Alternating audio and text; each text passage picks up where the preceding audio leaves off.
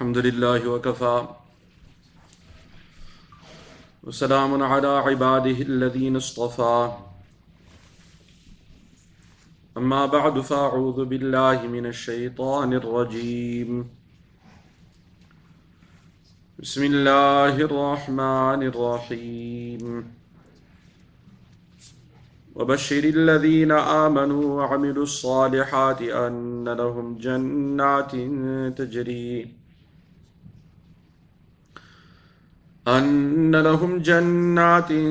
تجري من تحتها الأنهار كلما رزقوا منها من ثمرة رزقا قالوا هذا الذي رزقنا من قبل وأتوا به متشابها ولهم فيها أزواج مطهرة وهم فيها خالدون صدق الله العظيم.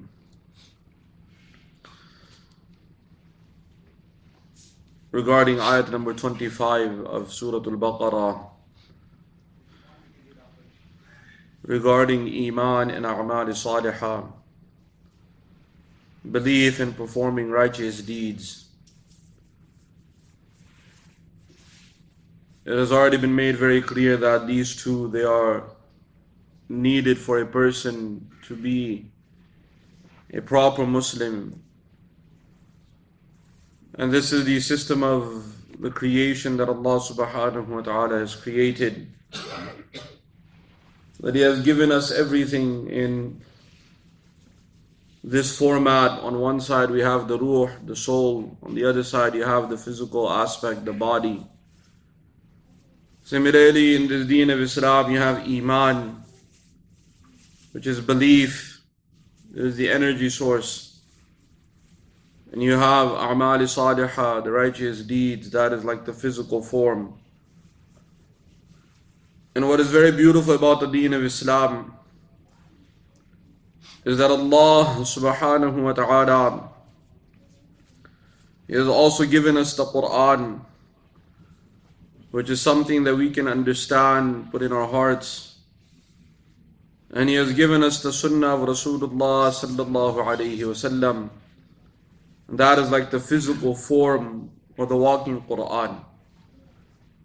As you know from the famous saying of Aisha Siddiqa radiyallahu ta'ala anha, al-Mu'mineen, that she said, when she was asked regarding the akhlaq of Rasulullah sallallahu alayhi wasallam, so she responded, كَانَ خُلُقُهُ الْقُرْآنِ, that he was a practical Quran as far as akhlaq are concerned. That what the Quran demands us to be, you can just find in the Sunnah of Rasulullah sallallahu alayhi wasallam. And in reality, the Sunnah of Rasulullah sallallahu alayhi wasallam, including the ahadith and all of the aspects of his life, they were a tafseer of the Quran. And that is why you need both of them in order to be guided. So here, Iman and A'mal Salihah, Iman and belief, we are told very clearly what the articles of faith are. As far as A'mal Salihah, righteous deeds, we have been shown, it has been mentioned to us in the Quran, and it has been shown to us by Rasulullah sallallahu alayhi wasallam, that what is considered A'mal Salihah, what are considered righteous deeds. Anything outside of that will not fall into the righteous deeds or will not be rewarded accordingly. So Iman and A'mal Salihah, Allah subhanahu wa ta'ala has told us throughout the Quran that one has to have these two things. There's also another element that needs to be understood, is that the more stronger the Iman of a person is, the more strength the Iman has, the more righteous deeds this person will have the tawfiq and ability to perform. And it's easy to understand that depending on how intense the heat you use to cook, that'll determine what you're able to cook.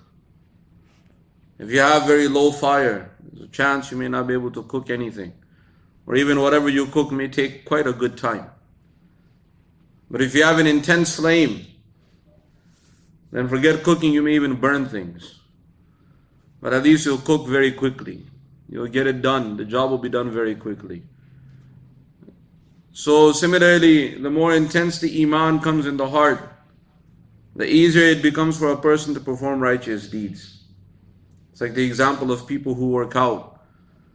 The more intense they're used to the workout, when it becomes a habit and they work out every day, if their usual is to lift 200 pounds or 300 pounds every day, they're working and exercising like this. You ask them to lift 50 pounds or 100 pounds, it's nothing for them. Why? Because they already have that body built to be able to handle it. But you tell someone who doesn't do exercise on a regular basis, or someone who doesn't work out, like many of us, and I'm including myself, then mashallah, you tell us to move something that's may not seem very heavy, but we'll hurt ourselves. Why? Because we're not used to it. We're not ready for it.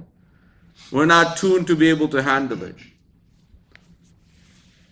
So this reality also falls in when it comes to iman and a'mal salihah. When the iman is strong, then performing righteous deeds becomes very easy.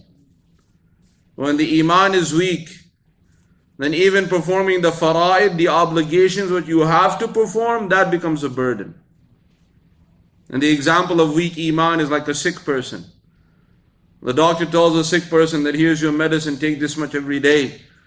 This person goes home, his sickness becomes so severe and so intense that this person is unable to move because of weakness. The medicine is hardly a few inches away from him, hardly a foot away from him. But he's so weak, he can't even reach out to take the medicine. He knows he has to take it. And if you ask him, what are the benefits of this medicine, so he'll tell you more about that medicine than what you may know.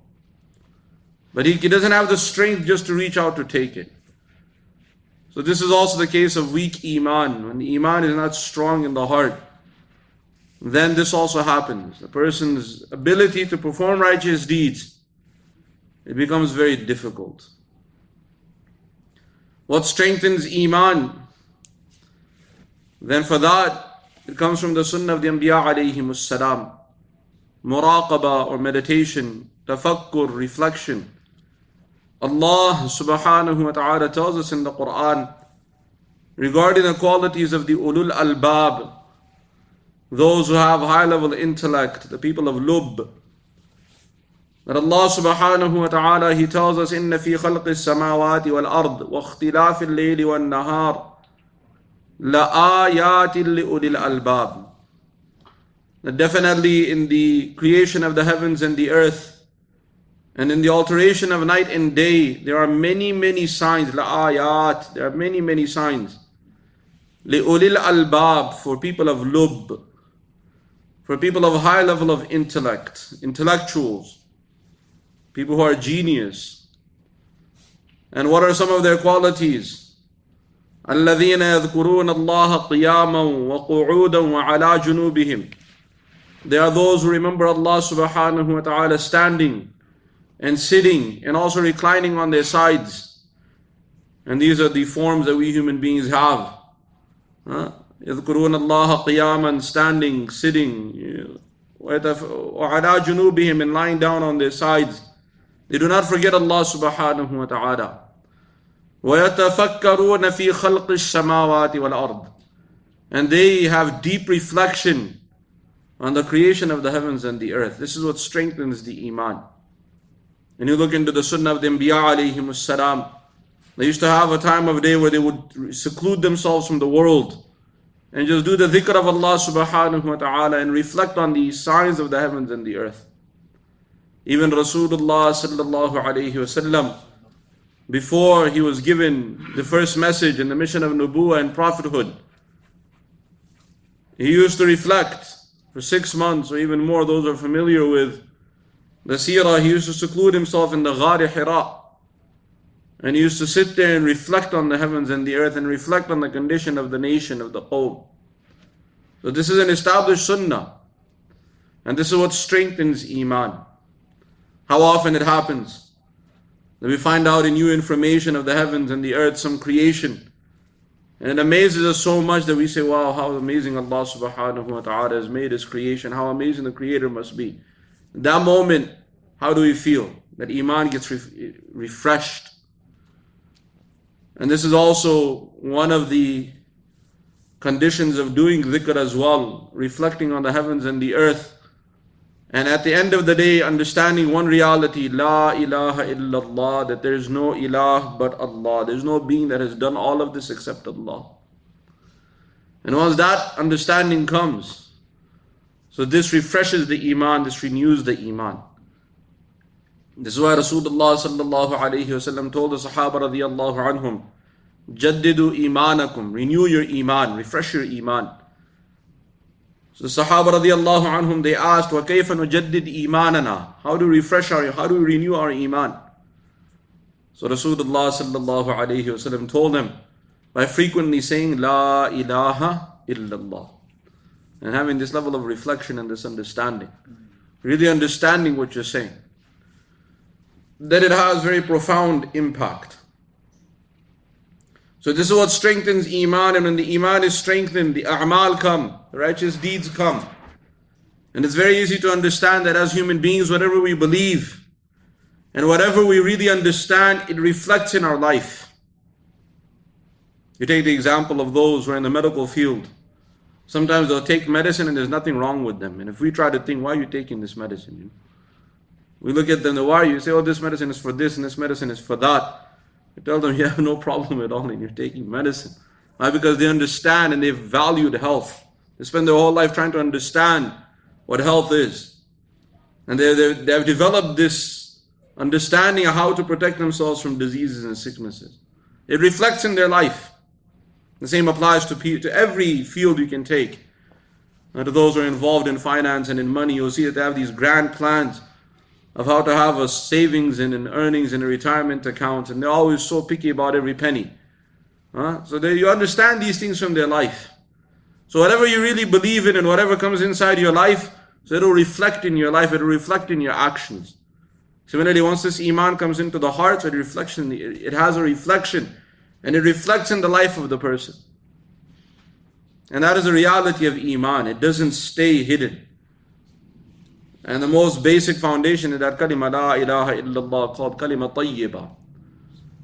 And Allah subhanahu wa ta'ala tells us in the Quran, in Surah Ibrahim, أَلَمْ تَرَ كَيْفَ ضَرَبَ اللَّهُ مَثَلًا كَلِمَةً طَيِّبَةً كَالشَّجَرَةٍ طَيِّبَةٍ أَصْلُهَا ثَابِتٌ وَفَرْعُهَا فِي السَّمَاءِ تُؤْتِي أُكُلَهَا كُلَّ حِينٍ بِإِذْنِ رَبِّهَا وَيَضْرِبُ اللَّهُ الْأَمْثَالَ لِلنَّاسِ لَعَلَّهُمْ يَتَذَكَّرُونَ. Then don't you see how Allah subhanahu wa ta'ala states for you a beautiful example of kalima tayyibah, a pure word, the kalima la ilaha illallah. Kashajaratin tayyibah, it's like a very healthy, beautiful, pure tree. The roots go very, very deep in the ground. But the branches, they go very, very high. And what tree is this? This is the date tree, the date palm tree. For those who are familiar with the date palm tree, it has a very, very big base. And the roots go very, very deep. But to get the dates, you can't just reach out and get it like you get a fig or you get an apple. You have to climb the tree. The branches are way on the top of the tree. And Allah subhanahu wa ta'ala tells us, تُؤْتِي أُكُلَهَا كُلَّ حِينٍ بِإِذْنِ رَبِّهَا. We're able to benefit from the fruit of this tree in all seasons. And that's the beauty of the kalima. In every condition of a person's life, he's able to take benefit from that kalima. So how does this kalima work like this tree? The Iman goes very deep in the heart. But the a'mal and the actions of this person and even the thought process of this person, it goes very, very far. He's not thinking of tomorrow, day after tomorrow. He's thinking how to benefit the community and benefit humanity for the next 100 years. They're not limited to themselves. And this is the real essence of Iman. When you get that fikr and that concern for the betterment of humanity. A point comes, once this Iman is established, so the a'mal also come. And it gets to a point where if a person misses a amal that he's supposed to perform, so he also regrets it. There's a level of regret involved. And that level of regret is something that a person he makes it a point never to miss any righteous deed. And while he's performing these righteous deeds, these a'mal salihah, so a point comes where the a'mal salihah now strengthen the iman, and the iman strengthen the a'mal salihah. They start to work with one another. Think of it like the battery of your car. When you're driving the car, the battery charges, but the battery is also charging the engine. They support one another. So similarly, the a'mal and the a'mal salihah, righteous deeds, and the iman, a point comes where they start supporting one another. And both become a requirement for making it to paradise and making it to Jannah. Jannah itself, we have to understand, is that it is beyond what a human being could ever imagine. It is beyond whatever we could ever describe.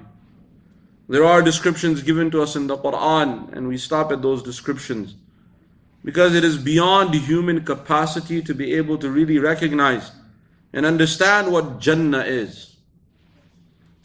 There are many, many beautiful descriptions given to us in the Quran, in the ahadith of Rasulullah sallallahu alayhi wasallam. But this is just to give us an idea of what is there. When we actually get there, it'll be a whole different level. That whatever we've heard, you'll be able to practically see it. It'll be a very, very different experience. Many of us come from this place called back home. And we heard about America. Many things we heard. And they used to tell us that the lights don't go out for places where the electricity goes out. They used to say that in America, people, they have a different kind of life. There was one man, he went back to our villages back home. And in those villages, people, they have a very simple life. They don't know anything. So he went from America. So all the people gathered, even the elders also came to visit him. It's a custom to, when someone comes from a faraway journey, you come and you sit with him. So they started asking the person, tell us about America. We heard so many things. He started explaining, that's a place where the lights don't, even in the middle of the night, the lights are going on. People were amazed. Wow.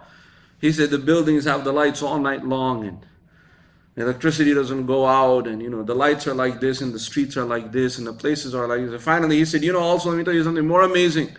There's a subway system. I said, what is this? What are you talking about? He said there are trains that go in underground. So one of the elders told him, okay, boss, enough. We've heard enough lies, There's a limit to lying also. Just, if you tell any more lies, I will beat you here, This is beyond our, what are you talking about? How can people go underground? So sometimes when we hear, even we read about Jannah, how much can we really comprehend, and how much our level of understanding is limited to this dunya, to this world. And what is limited can never understand infinite. There's a mathematical formula. You have infinite and you have finite. What is finite can never understand infinite. So as human beings, we are very, very finite in this world. We will never be able to understand infinite things. When Allah subhanahu wa ta'ala speaks about Jannah, He says, خَالِدِينَ فِيهَا أَبَدًا. You'll enter there and you'll dwell in Jannah abadan, for eternity. What does this mean? Infinite. So how can a finite thing as a human being understand infinite? That you'll never run out of anything, you'll never become bored there, you'll never become tired there. And for eternity you'll be like this. What can we understand? In this world, how much you can enjoy? You enjoy for some time, after that you start to realize that this world is not meant to be enjoyed. Even the people who have many, I was reading even one article today, well, many of the people who have many things, they were interviewing some of these very wealthy people. They have private jets, and one of them even has an island, his own home.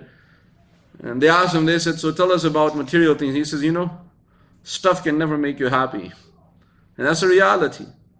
How many times we want something so badly, and as soon as we buy it, we come home, and then we start looking for where's the return receipt, Now we realize we don't really want it. And this is the reality. Nowadays, mashallah, you even give somebody a gift, you give them a gift receipt with it in case they want to return it. You don't, even gifts, we don't know if people want it. This is the reality of this dunya, of this world. We don't know what we want in this world. Because we understand that after some time, in a very short period of time, there was a time where that house we were living in, we really wanted it. Now we go to that house.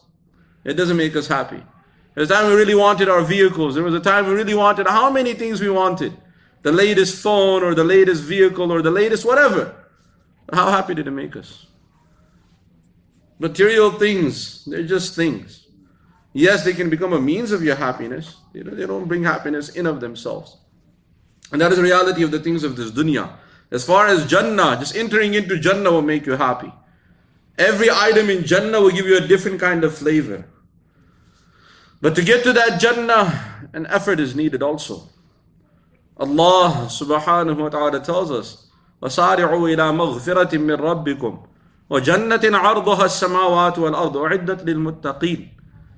Compete with one another, race with one another, make this effort with one another for the forgiveness of your Rabb. And that Jannah, that the value of is that of the heavens and the earth, or the width. Ard has two meanings, width and also value. The width of that is the heavens and the earth, or the value of that Jannah is more than that of the heavens and the earth. Which means that to get that kind of Jannah, you also have to make that kind of effort. There's a famous saying in Arabic, "Man talaba al-ula sahar al-layali." Whosoever wants a very high position, whoever is seeking success in high positions, he'll spend many nights awake. Huh? Yes? How many? For those, go ask those who have very, very high degrees. Ask those who went through various systems to become successful. What they had to go through. I remember when we were studying, subhanAllah, I used to sit down at night and reading, preparing for exams, especially with the sarf, ya subhanAllah. For those who are familiar with Arabic grammar, so the sarf, the gardan starts going in the middle of the night and it doesn't stop. All night it is going, For those who are familiar with Arabic language, I'm not going to go into those details. But ya subhanAllah, you're trying to seek anything in this world. Anything in this world. Whether it is study or it is, nowadays you have people, they just open the Quran, they read the translation and they think they become expert, Do you have any idea how difficult these things are? What it takes to get to that level. What about the other fields in this world? You take engineering or law or medicine or whatever other field there is. How much effort is required to get to that level? Go ask the people when they're studying. Why do they even leave their homes? They go stay in the dorms. They seclude themselves from the world just to study. Why? Because they understand that our future depends on this. And how much effort they put into it. Day and night. The whole world becomes this, so that they can get to that position. And if that is the effort of this dunya, if that is the effort for the worldly things, the things of material things of this dunya, of this world, what will it take to get that Jannah? And what we understand, we say, okay, every Muslim will enter Jannah, mashallah. Yes? Yes. We can easily, somebody can claim, well, you know what? When you reach adulthood, anybody can get a job, and that job is enough just for you to, they call it a JOB, just over broke, right? So you're not broke, but you're just over broke. You have enough to survive. That's enough. What more do you need? But why is everybody striving to make more? Because that's not enough. Everybody wants the next stage and the next stage. Everybody wants that comfortable. And what is comfortable? Well, when you get to 10,000, you think 10,000 is comfortable. When you get to 10,000, you say, no, this is not comfortable. I need 100,000. You get to 100,000, you think that's comfortable. When you get there, you say, no, this is not comfortable. I need 1 million, You get to 1 million, you said this is comfortable. You said, no, this is not comfortable. I need 10 million. It's the reality of this dunya. When you get to 10 million, you say, no, this is not comfortable. Because now the expenses are growing also. And it never ends. It never ends. I remember there was a quote by one of these people who was a kind of an icon in their country. And he read a very, very beautiful quote. I like to read some of these quotes. So one beautiful thing he said, money is nothing but numbers. He said, money is nothing but numbers. And it's a reality. For those who deal with money, I tell you, it's just numbers. There's nothing else but numbers. He said, money is numbers. And numbers are infinite. Numbers are, and you can count as much as you want to go. I don't even know the highest numbers they've gone to, quintillion and centillion and whatever else is after that. I don't even know how much. He said, numbers are infinite. He said, if it takes money to make you happy, so you'll never be happy. Just like numbers are infinite, you can't reach an end of numbers. So similarly, if you think that money will make you happy, so you have a lifelong journey, you still won't get there. You won't get to that happiness. That's a very beautiful quote that I was kind of surprised by it. So this is the reality of the things of this dunya, of this world. Yes, it's enough to make it to Jannah. But when you get to Jannah, then you realize, you know what? I should have made a little more effort. I should have tried just a little bit harder. Because that person who said one subhanallah more, his Jannah will have things that my Jannah won't have. And the only problem is that in this world, yes, you can make an effort to get to that CEO position or get to that position that somebody above you may have. But in Jannah, there's no way to go back and fix it. When you get to, may Allah subhanahu wa ta'ala put all of us in Jannah. But when we get there, we'll realize, man, one subhanallah made such a difference. I should have worked a little bit harder. That's why it's very, very important to make that effort now. Make that effort now.